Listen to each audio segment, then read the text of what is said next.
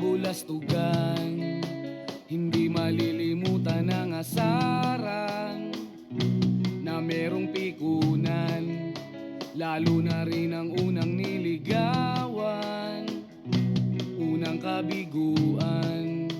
At dyan nasiseryoso ang usapan, ang pagdadamayan ng tunay at tapat na kaibigan. Kung mga buwan, kaibigan namang maaasahan. Oh, di na tayo pabata, edad may di nahahalata.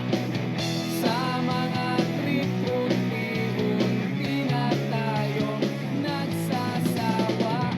Pero kahit ganon, barkadang matatag hanggang sa ngayon.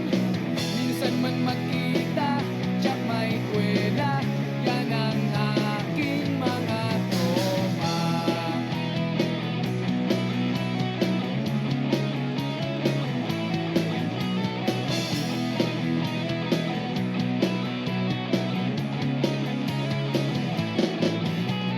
Inuman na pang magdamagan, minsan inaabot pa ng ayaan, na kung saan-saan, na para bang walang kinabukasan at kahantungan. At dyan nasiseryoso ang usapan, ang pagpapayuhan ng tunay at tapat na kaibigan. Kung mga baliw